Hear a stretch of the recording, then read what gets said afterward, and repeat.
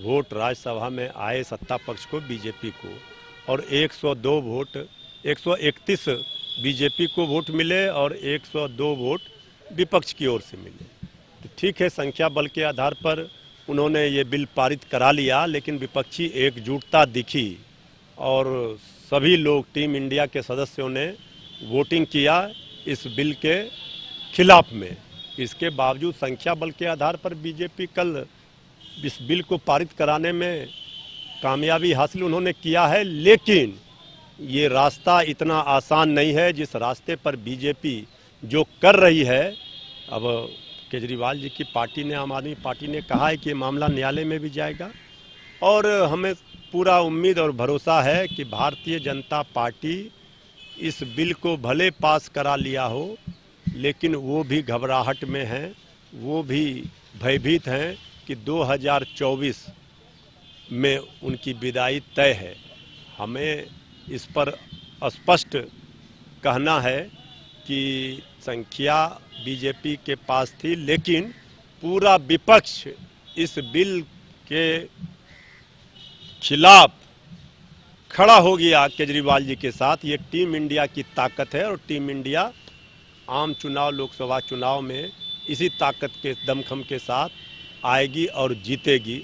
भले आज हम संख्या बल के आधार पर सदन में सुप्रीम कोर्ट रोक नहीं पाए। सुप्रीम कोर्ट के फैसले के बाद राहुल गांधी को लेकर सम्राट चौधरी कह रहे हैं कि निर्दोष साबित नहीं हुए, जो सांसद ही लौटा है। अच्छा, कि अभी भी निर्दोष साबित नहीं हुए। अच्छा, तो नहीं साबित हुए तो सदन में कैसे कार्रवाई में उन्होंने भाग लिया? राहुल गांधी जी ने सदन की कार्रवाई में भाग लिया ना। बीजेपी औंधे मुंह गिरी है और ये सब बीजेपी का जो चाल है ये अब जग जाहिर हो चुका है। विपक्ष को रोको, विपक्ष को परेशान करो। अब तो माननीय सर्वोच्च न्यायालय ने जो सवाल खड़े किए हैं इस पर बोले बीजेपी के नेता, तो इतना डरे हुए क्यों हैं? ये जो राहुल गांधी का सांसद ही लौटा उसके बाद सम्राट चौधरी कह रहे नीतीश कुमार लटक गए हैं।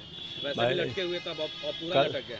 कल तक तो बीजेपी वाले लटके हुए थे नीतीश कुमार जी के ना हाथ पकड़कर। तो इनका लटकने का प्रवृत्ति जो है बीजेपी का पुराना रहा है। नीतीश जी के ही हाथ पकड़कर, उंगली पकड़कर लटक कर सरकार में बैठे थे।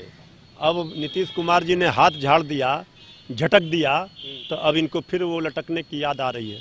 जातीय जनगणना को लेकर आखिरी सवाल है। ने कल रोक लगाने से इनकार कर दिया और 80% से ज़्यादा कार्य हो चुके हैं।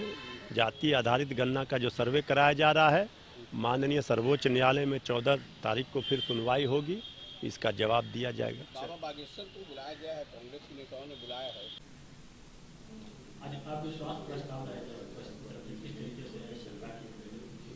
नहीं, देखिए, ये जो अविश्वास प्रस्ताव आए न देश में पहला है न अंतिम है, लेकिन जिस तरह से सरकार जो है अपने कर्तव्यों का निर्वहन करने से मुकर रही थी, चाहे वो मणिपुर का इशू हो, बेरोजगारी हो, महंगाई हो, अन्य जो इशू हैं देश में, तो हम लोगों ने एक कोशिश की कि जो देश के मुखिया हैं उनको सदन के पटल पर लाकर, अन्य चीज़ों के लिए उनके पास समय है, लेकिन सदन में आके जो मौलिक सवाल हैं उनका जवाब देने के लिए उनके पास समय नहीं मिल रहा था। जो ट्रेन का उद्घाटन एमपी कभी ज़माने में किया करते थे, आज प्रधानमंत्री कर रहे हैं। जिस रेलवे स्टेशन का उद्घाटन, शिलान्यास एमपी, लोकल एमपी किया करते थे, तो आज प्रधानमंत्री करे। तो इस तरह से प्रधानमंत्री नीचे गिर गए हैं, लेकिन मणिपुर पे बोलने के लिए उनके पास समय नहीं है। देश में जो मौलिक सवाल हैं, चाहे बेरोजगारी के हों, चाहे महंगाई के हों या अन्य इश्यूज हों, उस पर बोलने के लिए देश के प्रधानमंत्री को समय नहीं है। तो विपक्ष के लोगों ने एक प्रयास किया है कि प्रधानमंत्री आएँ और अपना जवाब रखें। जो 56 इंच चौड़े वाले जो शेर बनते थे, उस शेर को हमने बिल से चूहे की तरह निकालने का प्रयास किया है और इसमें विपक्ष सफल हुआ है। प्रधानमंत्री नैरेटिव और प्रोपेगेंडा सेट करने के लिए माने जाते हैं।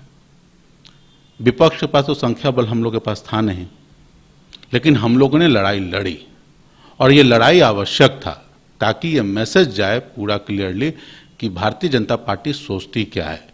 जो श्रद्धेय अटल जी की जो सोच थी, आडवाणी जी की जो सोच थी, उससे इतर ये सोचते हैं और इनको देश के लोकतंत्र से दूर दूर तक कोई वास्ता नहीं है। जिस तरह से दिल्ली में हुआ है कि आप चुने हुए मुख्यमंत्री के अधिकार छीनकर और किसी बैठाए हुए व्यक्ति के हाथ में अधिकार देना चाह रहे हैं, तो इसे साफ झलकता है कि लोकतंत्र के मूल्यों में आपका कोई विश्वास नहीं रह गया है। लोकतंत्र से आपकी सोच अलग है।